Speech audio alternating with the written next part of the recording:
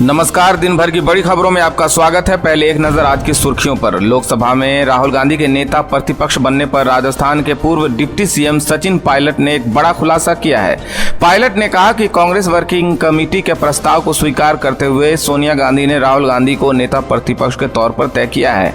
इससे सिर्फ कांग्रेस कार्यकर्ताओं में ही नहीं बल्कि इंडिया गठबंधन में ऊर्जा का संचार हुआ है। राहुल गांधी ने लगातार चुनौती दी है। कांग्रेस नेता राहुल गांधी नेता प्रतिपक्ष के बाद चर्चा में बने हुए और ऐसे में उन्होंने एक्स पर लिखा है कि मैं मल्लिकार्जुन खड़गे और देश भर के सभी कांग्रेस कार्यकर्ताओं, नेताओं और बब्बर शेर कार्यकर्ताओं को उनके भारी समर्थन के लिए धन्यवाद देता हूं। हम सब मिलकर संसद में हर भारतीय की आवाज उठाएंगे, अपने संविधान की रक्षा करेंगे और एनडीए सरकार को उनके कार्यों के लिए जवाबदेह ठहराएंगे। नीट पेपर लीक मामले में सीबीआई को 2 आरोपियों की रिमांड मिली है। इसमें चिंटू और मुकेश के नाम शामिल है, जिन्हें सीबीआई की विशेष अदालत से रिमांड पर लेने की मंजूरी मिली है। सीबीआई विशेष न्यायिक दंडाधिकारी हर्षवर्धन सिंह की बेंच ने सुनवाई के बाद यह अनुमति दे दी। सीबीआई ने आरोपियों को रिमांड पर लेने की सीबीआई की अदालत में अर्जी लगाई थी। सीएम अरविंद केजरीवाल की पत्नी सुनीता केजरीवाल ने आरोप लगाया है कि पूरी व्यवस्था ये सुनिश्चित करने की कोशिश कर रहा है कि उनके पति जेल से बाहर ना आए।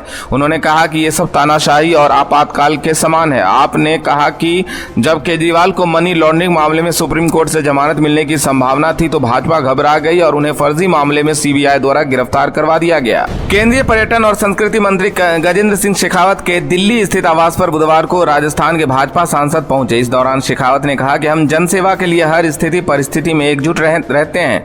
शेखावत ने कहा कि देशभक्तों की भूमि राजस्थान से लोकसभा सदस्यों का मेरा दिल्ली आवास पर आना हुआ। पार्टी के प्रदेश अध्यक्ष सीपी जोशी का विशेष सानिध्य रहा। शेखावत ने कहा कि अपनों का स्वागत सत्कार कर मुझे बहुत खुशी हुई। भाजपा प्रदेश अध्यक्ष महेंद्र भट्ट के निर्देश पर ओबीसी मोर्चा के प्रदेश कार्यकारिणी सदस्य आदित्य राज सैनी को पार्टी की प्राथमिक सदस्यता से निष्कासित कर दिया गया। आदित्य राज सैनी और उसके नौकर पर नाबालिग से सामूहिक दुष्कर्म के मामले में मुकदमा दर्ज किया गया है। हरिद्वार बहादुराबाद थाना क्षेत्र में हाईवे किनारे मिले किशोरी का शव के मामले में परिजनों ने सामूहिक दुष्कर्म का हत्या करने का आरोप लगाया था।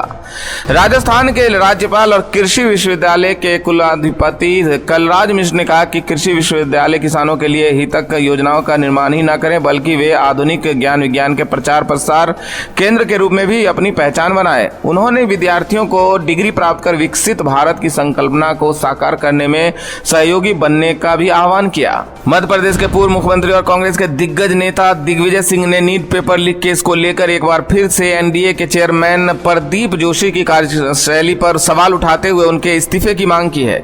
साथ ही उन्होंने आरोप लगाया कि ये एंट्रेंस एग्जाम हजारों करोड़ रुपए का व्यापार बन गया है। हरियाणा के मुख्यमंत्री नायब सिंह सैनी ने स्वतंत्रता सेनानियों, उनके आश्रितों के साथ साथ आपातकाल पीड़ितों और मातृभाषा सत्याग्रहियों की मासिक पेंशन में भारी बढ़ोतरी की घोषणा की। सैनी ने कहा कि स्वतंत्रता सेनानियों और उनके आश्रितों की पेंशन 25,000 से बढ़ाकर 40,000 कर दी गई है। महाराष्ट्र में इस साल के अंत तक विधानसभा का चुनाव होना है। इस बीच महाविकास आघाड़ी चुनाव को देखते हुए अपनी तैयारियां शुरू कर दी है। आज उद्धव ठाकरे ने अपने सभी विधायकों की एक मीटिंग बुलाई। आज रात 8 बजे होटल ताजलैंड में बैठक का आयोजन किया गया। ये बैठक उद्धव ठाकरे के नेतृत्व में होगी। गुरुवार से शुरू हो रहे मानसून अधिवेशन के संदर्भ में आज ये बैठक हुई। ये तो थी सुर्खियां, बात आज की सबसे बड़ी खबर की। लेकिन उससे पहले अगर आपने अभी तक वीडियो को लाइक नहीं किया तो लाइक कर दें और चैनल को सब्सक्राइब भी जरूर कर दें। कमेंट में हमारी खबरों और रिपोर्ट्स के बारे में अपनी राय भी जरूर दें। अब बात आज की सबसे बड़ी खबर की। 18वीं लोकसभा के लिए पहले सत्र में आज का दिन खास था क्योंकि करीब 50 साल बाद लोकसभा में स्पीकर पद का चुनाव था। बीजेपी की तरफ से ओम बिरला तो विपक्ष की तरफ से के सुरेश को मैदान में उतारा गया। लेकिन स्पीकर चुनाव में अचानक इंडिया की रणनीति ने सरकार को हैरान कर दिया। तो कौन बना लोकसभा स्पीकर, देखिए इस रिपोर्ट में। ओम बिरला लोकसभा के अध्यक्ष चुन लिए गए हैं। बिरला को सत्ता पक्ष की तरफ से उतारा गया था लेकिन उनकी जीत को मोदी सरकार की बड़ी हार माना जा रहा है। स्पीकर चुनाव में इंडिया ने सरकार को बता दिया कि इस बार उसकी मनमानी नहीं चलेगी बल्कि वो होगा जो इंडिया और देश की जनता चाहती है। स्पीकर चुनाव में इंडिया गठबंधन चाहता तो वोटिंग की मांग कर सकता था लेकिन ध्वनि मत से ओम बिरला के प्रस्ताव को मंजूरी मिल गई। उसने स्वीकार कर लिया। बाद में लोकसभा अध्यक्ष ओम बिरला को विपक्ष के नेता राहुल गांधी पीएम मोदी के साथ आसन तक लेकर पहुंचे। दरअसल स्पीकर पद के लिए हुए चुनाव को मोदी सरकार की बड़ी हार माना जा रहा है, क्योंकि आमतौर पर स्पीकर सर्वसम्मति से चुना जाता है। लेकिन इंडिया गठबंधन के साथ चर्चा में डिप्टी स्पीकर को लेकर सत्ता पक्ष ने कोई आश्वासन नहीं दिया। आमतौर पर डिप्टी स्पीकर का पद विपक्ष के पाले में आता है। इसे लेकर विपक्ष ने स्पीकर पद पर अपना उम्मीदवार उतार दिया। इंडिया गठबंधन ने सरकार को मैसेज दिया कि इस बार वो बेहद ताकतवर है, जरूरत पड़ने पर वो अपनी ताकत दिखाने को तैयार है।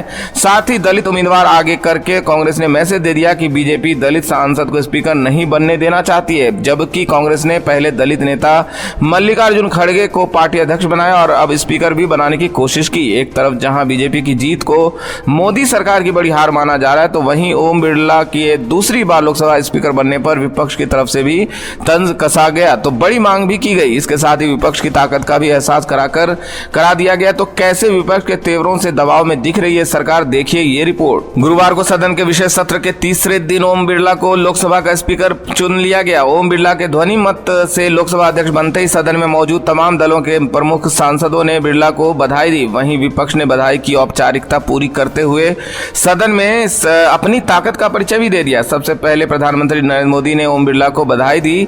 उसके बाद नेता प्रतिपक्ष राहुल गांधी ने स्पीकर को बधाई देते हुए कहा कि हम उम्मीद करते हैं कि आप सदन में विपक्ष की आवाज दबने नहीं देंगे।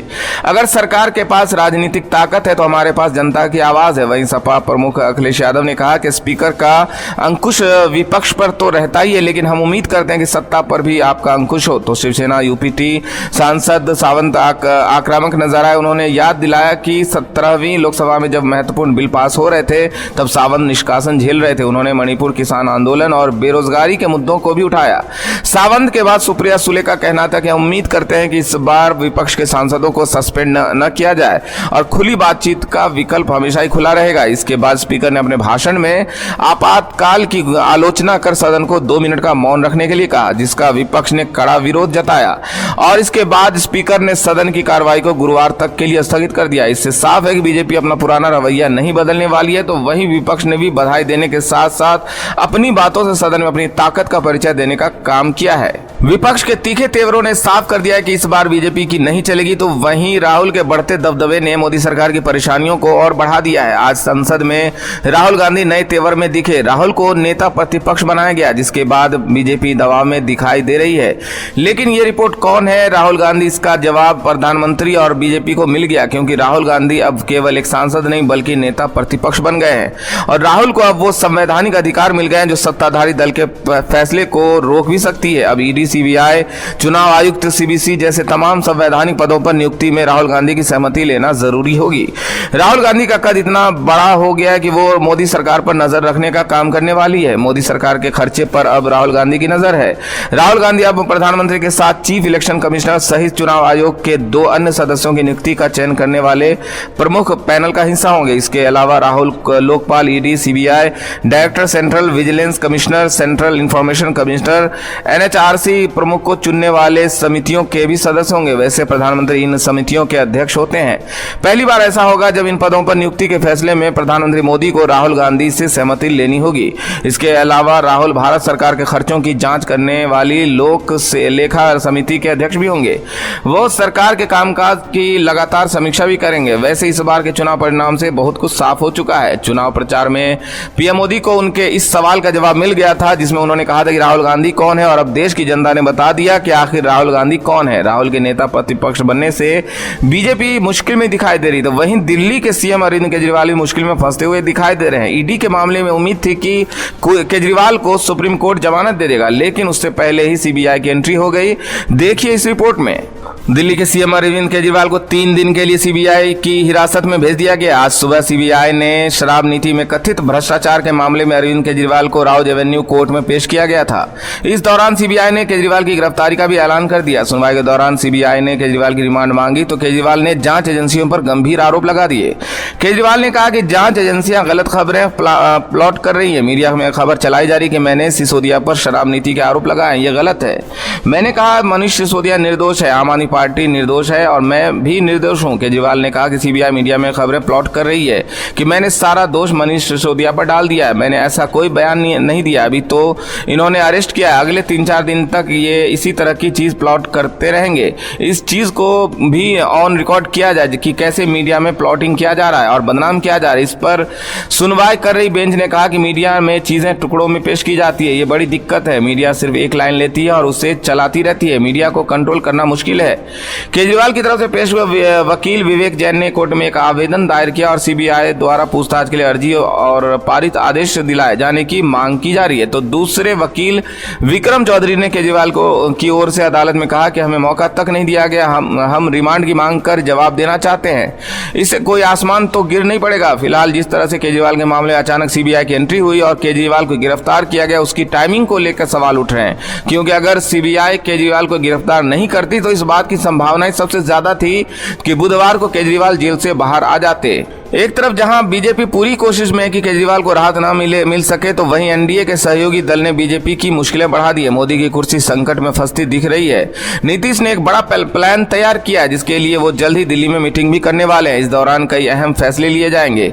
देखिए इस रिपोर्ट में। नीतीश कुमार फिर पलटी मारेंगे, इसके संकेत एक बार फिर मिलने लगे हैं और एक बार फिर पीएम मोदी की कुर्सी खतरे में, क्योंकि जहां लोकसभा चुनाव के बाद से बिहार के मुख्यमंत्री नीतीश कुमार ने पीएम मोदी से दूरी बना ली है, तो वहीं नीतीश ने बीजेपी के विरोधी से हाथ मिला लिया है। नीतीश ने दिल्ली में 29 जून को पार्टी की राष्ट्रीय कार्यकारिणी की बैठक बुलाई है। इस बैठक में बड़े फैसले हो सकते हैं। दरअसल नीतीश कुमार की हाल ही में झारखंड के निर्दलीय विधायक सरयू सराय से मुलाकात हुई। सरयू सराय पहले बीजेपी में थे, लेकिन 2019 में उन्होंने बीजेपी छोड़ दी। राय ने झारखंड विधानसभा चुनाव में बीजेपी के खिलाफ मोर्चा खोल दिया था।